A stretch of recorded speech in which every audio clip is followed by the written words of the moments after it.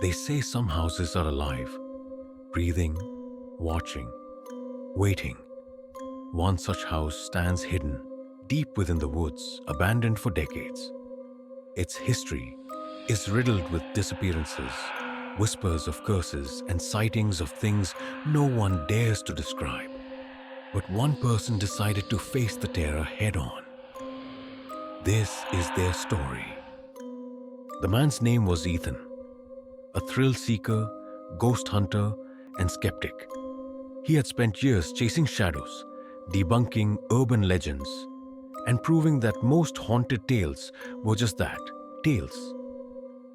But when he heard about this house, something about its dark reputation piqued his curiosity.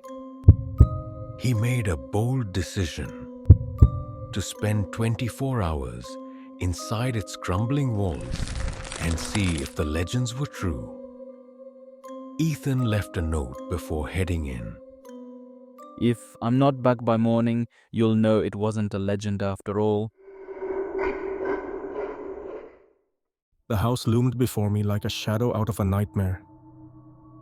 Its cracked windows glinted in the moonlight, and the door hung slightly ajar as if it had been waiting for me.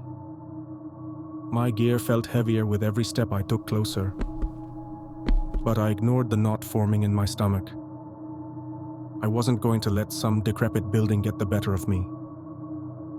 As soon as I stepped inside, the door slammed shut behind me, rattling the walls. My flashlight beam cut through the thick, swirling dust, revealing a scene straight out of a horror movie. Broken furniture, faded wallpaper peeling in long strips, and a smell that reeked of decay. The first few hours were quiet. Too quiet. I wandered through the house, filming every creak and shadow. But the longer I stayed, the more I noticed things I couldn't explain. A chair in the corner of the dining room would move every time I left and came back. A picture frame on the mantel fell, but there was no draft. And then there was the mirror in the hallway. Every time I passed it, my reflection seemed to lag, moving just a fraction slower than I did. At 2 a.m., I made my way to the master bedroom. The air felt colder here, heavy with something I couldn't quite place. The walls were covered in strange symbols I didn't recognize, carved deep into the wood. As I approached the bed, I noticed the sheets were pulled tight, as if someone had just made it. But no one had been here for decades, right? That's when I heard it. A faint, scratching sound coming from the closet. My heart raced as I slowly opened the door, expecting to find some kind of animal. But it was empty. Completely empty. As I closed the door, I felt a breath on my neck and spun around. No one was there, but the feeling of being watched was stronger than ever. By 4 a.m., the house was alive. I could hear whispers echoing through the halls, too soft to make out the words, but loud enough to make my skin crawl. The furniture began to shift on its own.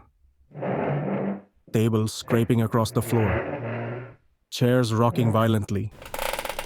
And then, the laughter started. A child's giggle, high-pitched and distorted, came from upstairs. "Who's there?" I shouted, my voice cracking.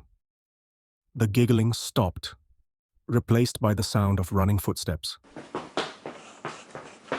I followed, climbing the stairs 2 at a time, but as I reached the top, the hallway stretched impossibly long.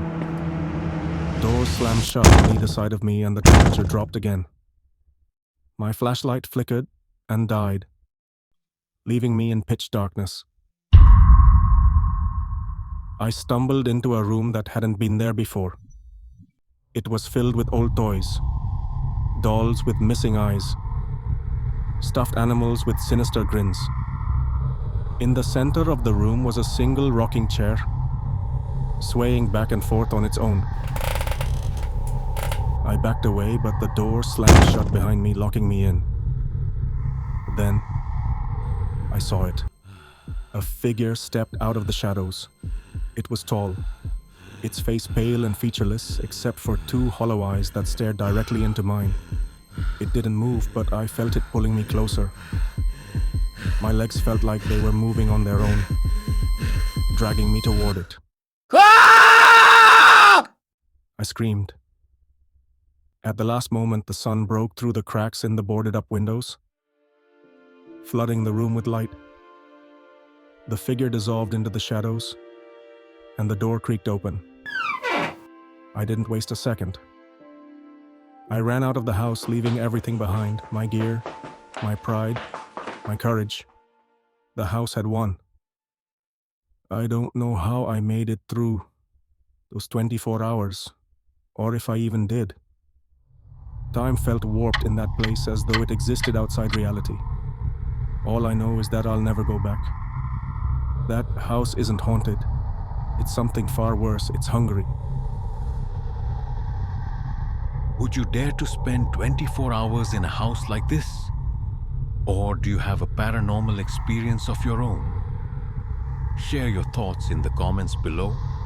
Don't forget to like, share, and subscribe to Quick Creeps for more terrifying tales. And remember, curiosity can be deadly. Stay safe.